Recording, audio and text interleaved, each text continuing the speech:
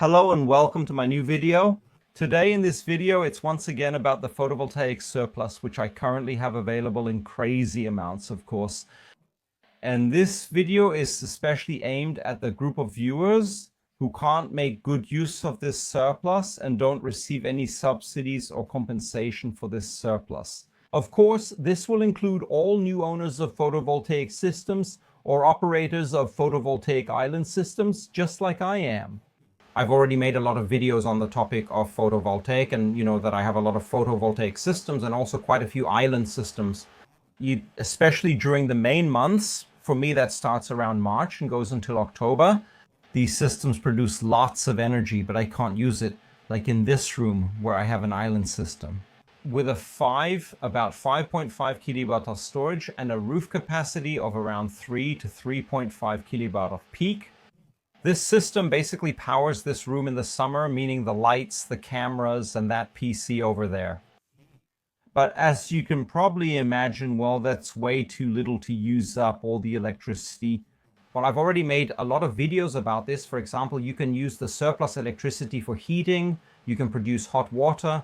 You can even, and I've done this for quite a while, dry out the basement. I've often had very damp rooms in the basement. So I always put dehumidifiers in there. You can use air conditioners, but eventually you'll still have surplus energy. What can you do with it? In this video today, I want to show you something. Right now, I'm mining with miners, with Bitcoin miners, the currency Bitcoin. Of course, there are other cryptocurrencies as well that you can generate with electricity. Here's an important note. In this video, we're talking about cryptocurrency. Cryptocurrency is a highly speculative currency. That means you can, of course, make high profits with it, but in the worst case, you could also lose everything. Now, I just want to strongly point out again that this topic should really only be interesting for my clients, my viewers, who on the one hand have the money to buy the equipment without taking on any debt, and of course also have the facilities that can provide the necessary electricity. Because mining cryptocurrencies in Germany using regular electricity from the power grid is complete nonsense. You should definitely not do that because it will never pay off. Nevertheless, of course, it's happening more and more now with the new legislation, and of course also in our neighboring countries, that you don't get any money at all for the electricity you feed into the grid, or in some cases you're not even allowed to feed it in anymore, or it's even throttled. To avoid this, more and more people, I've actually known about this topic for over 5 or 6 years, are turning to miners or computing systems that mine bitcoins or other cryptocurrencies for you. Let me say this right away. You definitely won't become a millionaire with this. That means we need an extreme amount of electricity to make extremely little profit. For example, if you still have a Renewable Energy Sources Act subsidy or receive any kind of compensation for your electricity. And here in Germany, some people still get 5, 6, 7, or 8 cents, or I even know households that get 20 cents or more. Then please do that, because otherwise this makes absolutely no sense. But if you don't get anything at all for your excess electricity and it's completely wasted, or you just shut it off, it might make sense to mine cryptocurrencies. Of course, you'll first need to buy the necessary equipment for this, and that's the main sticking point. If you buy this equipment new, in my opinion, it's way too expensive, and honestly, it doesn't pay off for you at all. Nevertheless, the market for used equipment has developed very well, and prices are currently plummeting. For example, I've been running several Bitcoin miners for some time now, which I turn on and off depending on when I have surplus energy available. And those were S9 Antminers. That's not the latest technology. That's always a sticking point. The older the technology, the worse the performance of the devices and the less profit you'll make. That's why it's always a good idea to mine with somewhat newer devices. However, those are of course much more expensive, but they also have higher performance. For example, here I have an S19 Antminer next to me. This one has significantly more power than my S9 Antminers. It's always important to consider this. How many Bitcoins can you mine from 1 kilowatt hour of electricity? Or how much terahash does that actually bring? Also, an important warning. There are a lot of devices circulating on the internet that still operate in the gigahash range. That really doesn't make any sense anymore when it comes to Bitcoin mining. That's too little. The devices should at least be able to operate in the terahash range. Anything else really doesn't make sense. The advantage of the S9 Antminer, it has 3 hash boards and I can disconnect them, which of course means for me, we can throttle the Antminers using the Brain operating system, the operating system that I'll show you here in a moment. And that's very, very important for us photovoltaic producers because we don't have unlimited energy available. A device like this, if you just start it up with the standard software, plug it in, these devices will start running and consume 1, 2, or even 3 kilowatts of power. That's too much since we rarely have that much surplus. And the worst thing that could happen to us, of course, is if we have to buy the surplus from the grid. At that point, nothing makes sense anymore. That's why it makes sense for us if we can throttle these devices. So make sure you buy the appropriate devices or devices with the appropriate software that can do this. Why throttle? It's simple, I can explain. This isn't a heating rod. I've already explained to you in other videos, for example, that you can also work very well with a heating rod using the surplus. If there is surplus, it turns on. If there is no surplus, it turns off. What's important here is that these devices shouldn't be switched on and off repeatedly. A device should ideally be switched on and run continuously. To ensure that, I take my batteries, which I've already installed here anyway, and simply do the math. How much surplus do I have per day, and how can I get through the day with this surplus using the batteries? That means you simply figure out how many watt hours you can provide per hour. It's a bit awkwardly phrased. And continuously without affecting your home's performance in any way. For most households with a standard photovoltaic system, you can easily provide 300 to 400 watts continuously without issues. And that's 24/7. That's a good value. If you can reach this, you could already use a machine like this. For example, set it to 400 watts. That should be the minimum for this machine. It will fluctuate a bit between 350 and 420 watts. And that's how it runs consistently all the way through. I've already done it with my S9 Antminers. The S9 Antminers are, of course, relatively outdated, already quite outdated. That's why something like this is only conditionally recommended for purchase, whether you buy something like this or not. There's also a nice calculator for this on the internet. I can really recommend it to you. Here, various devices for mining are now made available to us in this list. That means, for example, we would have my S9 Antminer here. This is also the silence version. That's another point I want to point out to you again.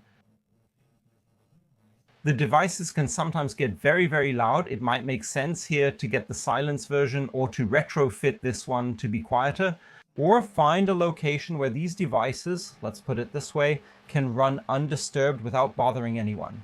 Because they are really very loud. We can test that again in a moment. Here we have listed the individual devices. That would be a top-of-the-line model with a high purchase price. And here we have the S9. Here, in the silent version, it's the quietest. And let's see when something like that would be calculated for us. Now here we can see that roughly, if we can, of course, keep it running continuously, we would have covered the purchase costs after about 30-something months. But I have to say, we always have a pretty dark winter here. That's why, for me, it would probably be pushed back a bit further. Then here would be the standard S9 miner. For example, you could get 5 of them here for 420 euros. That's really a very good price when I see what I paid for them back then. When I started, they averaged 120 to 140 euros each, but have since dropped a lot in price. Could we achieve a payback here in about 2 years if they kept running? But I'm going a bit further here. For me, it would probably take a bit longer, but it would be possible. But these are just calculation models. More important would be, what did I produce this year? Like I said, I had a lot of surplus when I turned it on in the spring. So far, we can take a quick look at my statistics. I'll just show them to you over here and give you a quick look. And we can see that this year, I've been able to mine Bitcoins worth 126 euros with my 3 S9 miners. As I said, the 3 S9 miners weren't always running at full capacity. At times 300, 100 or 700 watts. I always adjusted them to the surplus, and now I've ended up with about 130 euros. If we assume that I paid an average of 100 to 120 euros for an S9 miner, I've already made back the cost of one of these 3 devices this year. The S9 miners are outdated, so I recommend using at least an S19. These have a significantly higher efficiency and can therefore mine much more money for less kWh. We'll test what this device can do now because I just started it up. And we can also take a look at how something like this is put into operation. Many of you may not know this if you haven't encountered this topic before. Basically, you receive the device just as it is here. The device is ready to use immediately. Here we have our power supply. We have our electronics in here. Of course, these need to be heavily cooled. Important, if you haven't bought a silent device, this device will become extremely loud, especially at higher power levels. That's why I usually don't let these devices run at such high speeds. Or you might have to replace the fans. So here we have the device. How do we put it into operation? Basically, that's very easy to explain. Let's just turn the device around. Important, it has an Ethernet port here. You connect this to your router, just plug it in here. And secondly, we have the power supply here with this double plug. So make sure that when you connect the device somewhere, this plug or this connection also has to provide the power that's needed here. Why am I saying this? It's especially interesting with the standalone systems. I'll just show you my setup here with an S9 miner. We have several power stations here, including a larger solar system, all of which are standalone. And this one has an inverter at the back with a 2,500 watt output, and at peak this thing can deliver up to 4,000 watts. If I plug the device in here, it will definitely start. However, I also have the Sencha 800 Pro. This model has an extra socket when used as a standalone system, like when outputting 1,000 watts. But during startup, these devices briefly have a peak, which causes these systems to malfunction and then they don't work accordingly. So make sure that the inverters, especially in standalone systems, can also handle these peak currents and don't go into error mode. If you want to convert your energy into Bitcoins here, before we plug the plug into the socket here, we still have to take one small step. We need to register specifically with a provider that allows us to mine with this device. I'll just show you that on my computer. Here we probably have one of the most well-known providers currently on the market, namely Brains.com. Here, you just go to the website and simply create an account by registering here. Once we've registered here, you'll have a dashboard like this. Here you have the main overview. I currently have 3 active devices, but they're using very little power. And here you can see what I have earned in the last 24 hours. So we can now see here that we can register our provider worker, our worker here. How do we do that? We click over here on the worker section and select new worker. I'll just say register. Now we click here. And here we already have the most important information we need. We can access the system through these 2 options here, V1 or V2, depending on what your device supports. Let's choose the V1 option. Previously, you could select the region here, but that currently doesn't work. And here we have our address, which we can now use to start mining, or users share this address. What's more important for you is the user identification that will be created for you. This user identification consists of 2 parts. First, at the front is your user identification that you chose. And at the end here, there's also a worker name, meaning the name of the worker. All of this is separated by a dot. If you don't enter anything after the dot, that's not a problem either. But then you won't be able to see exactly which worker it is in your statistics. I recommend adding something after it. For instance, your chosen user identification is at the front here. Finally, write the machine's name here, for example. For example, your S9, S19, and possibly their locations if you have multiple. We need these 2 pieces of information, including the password, which is also given to you down here. But that's standard for most people. Overall, we're really only interested in the user identification. Once we've received this information here, we start our machine. Basically, starting the machine is very simple. We just need to make sure that we've connected it to the internet and then simply plug it in here. Now the device will boot up and make a hell of a noise at first. And it shows you the status here through the status LEDs. Here you can see accordingly that everything is fine. In an emergency, we can also reset the device here. But especially these devices, if you buy them from 21 Energy, they are usually already pre-configured. So you can basically start them up and only need to enter your data here. Now let's go back to our monitor. Next, we need to find out the address of the Antminer. You can do this, for example, if you have a FRITZ box or a telecom router, through the user interface of the FRITZ box or the telecom router. For example, in the FRITZ box, go to Network and scroll down. As you can see, the word Antminer appears here. It could also have a similar name like S9 Antminer. And we see that we have our IP address here. We simply copy it and open it now. Usually you'll now reach the device's start interface, and here a login password is typically required. For these devices, the login password is usually root, that's R-O-O-T in lowercase, used as both the username and the password. Enter both of these and you should be able to access the device. Important, of course, you can also change this information. I would strongly recommend doing so. If you ever have someone visiting who knows a bit about this stuff and snoops around your network, they could otherwise access your Antminer. Of course, we want to avoid that. As you can see here, I'm already logged in, and this machine is very important to me. We're mining Bitcoins here now, and it's equipped with Prime OS. This software is very important to me because it guarantees that I can throttle, configure, or set up my miner just the way I want it. If you don't have this software on your device, make sure to buy devices that can either be upgraded with this software or already have it installed. That's why I recommend 21 Energy again. Buy the miners there. They're already properly pre-configured there. Now let's go to configuration. Here you can enter a pool. I showed you that earlier. We just copy it over here. Let's switch over again. That would be just taking it here, copying it, and pasting it here. Enter your username here. As I said, it consists of two parts. In the front is your username, a dot, and at the end is the name of the device after the dot. You can choose that freely. I just wrote S19 here, then accordingly the password here, it is already provided for you here. Just copy it, or you can even leave it empty. But we'll just copy it out, paste it in here, and we're already done. You can also enter alternative pools. If this pool is ever unreachable, the device will switch to the alternative pool, so you'll be safe. Now we go back to the dashboard, and we can see how the device starts working here.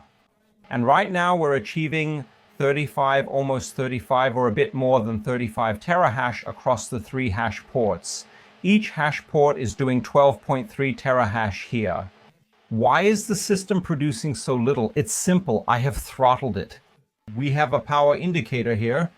Currently, the system is drawing 747 watts, and we have set it to 1 kilowatt. How do you do that? That's a very important setting for you. Especially for photovoltaic surplus processing, I'll just say you click here on configuration, then go to performance. And here we can enter the power in watts. Pay attention. Each device has a maximum power limit. Never exceed it or you may damage the device. I generally never run the devices at maximum power because that puts a lot of strain on them. I always go lower. And of course that makes sense when processing photovoltaic surplus. Let's just see how low we can go now. The system gives us 359 watts. The minimum, we'll just enter that here now. Whether we'll actually reach that is another story. We scroll down and click save. Once we've saved that, of course, this power is now stored in the system, but the system isn't running at that power yet because it's still running in the old process. Up here you have this little icon, these quick actions. Just click on it and simply restart the miner. Once you've clicked that, the miner will restart again. It'll get a bit loud for a moment. We'll go into the dashboard. You can see the whole thing is restarting, and now it's trying to implement your power requirement here. Important, of course, the device is limited by its technical specifications. That means we can't just increase the wattage levels here. The device will now select a power or output that's as close as possible to your preset value and try to implement that for you. Let's see what comes out of this.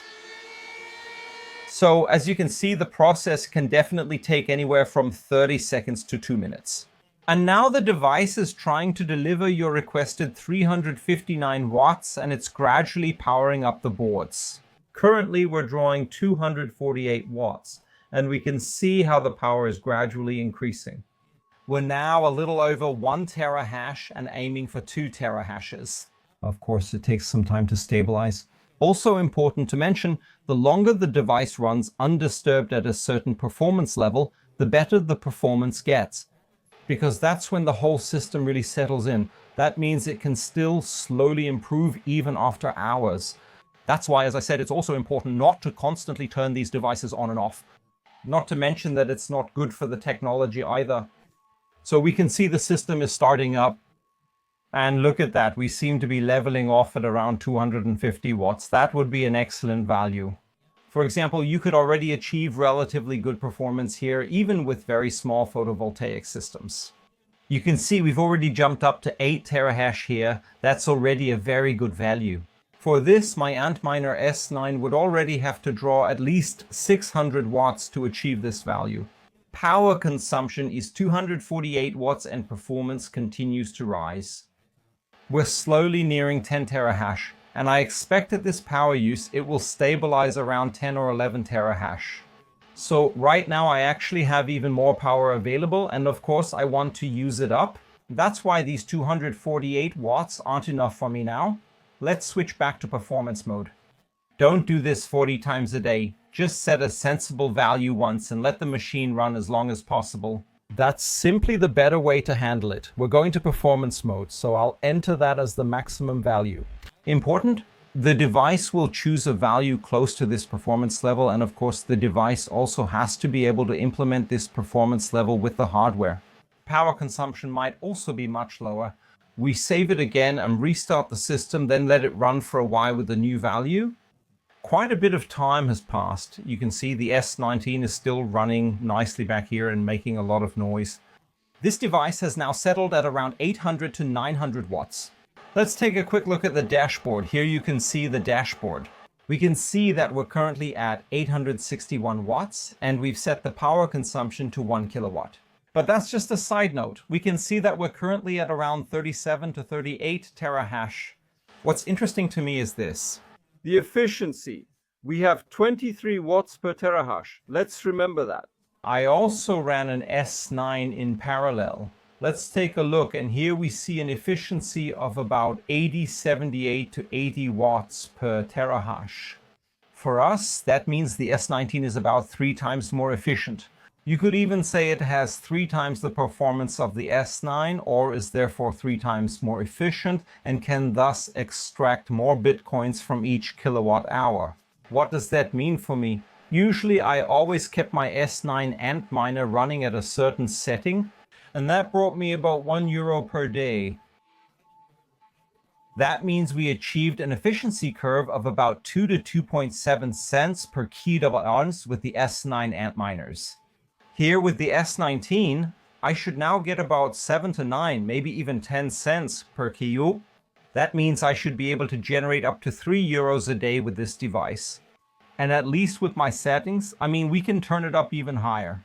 That doesn't make sense to me since I don't have any more surplus. But if we let that sink in for a moment, I still have a few photovoltaic systems running here at the moment. For those, I get about 6 cents in compensation. That means with the S9, I would be below those 6 cents.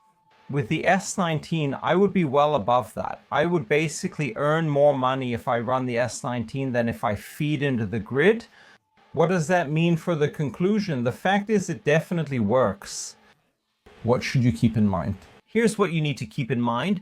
There are still some pitfalls that you need to consider in your thought process before you buy something like this. The most important point, these devices have to be operated, let's say, in a certain way. If you can do that, it might make sense for you. Very important, you have to buy the hardware first, of course. Here I always say very clearly, the person who should buy the hardware is the one who actually has the money for it. Please don't put off any important home projects, necessary car repairs, or similar things for this. Buying something like this or taking out a loan for it makes no sense. But if you have the necessary spare cash, you could possibly buy a system like this and use it to process your surplus accordingly. And in Bitcoins, let's say cautiously turn it into gold. As I said, Bitcoins are a speculative currency. But if I look at the last 5 or even 10 years and see how much the value has increased, that could mean significantly more profit for you as well. In the future, when you have mined the Bitcoins and stored them, let's just say in a wallet or something similar, watch the payout limits here. Don't go below them or you'll incur fees. But once you've reached the payout limits, withdraw the money. And sometimes in 4, 5, or even 10 years, it could be worth much, much more. Important to mention, just let me know. What do you think about the whole thing? Would you do something like this too? If yes, how would you do it? What do you think I might have done wrong here? Let me know in the comments. And with that, we've already reached the end of the video. If you liked my video or if it helped you in any way, I would appreciate a thumbs up. Want to watch more of my videos? No problem, just subscribe to my channel here because subscribing on YouTube is of course free. And if you're even more interested in this topic, let me know in the comments. That way there might be a follow-up video. See you next time. Bye, your Mark on YouTube.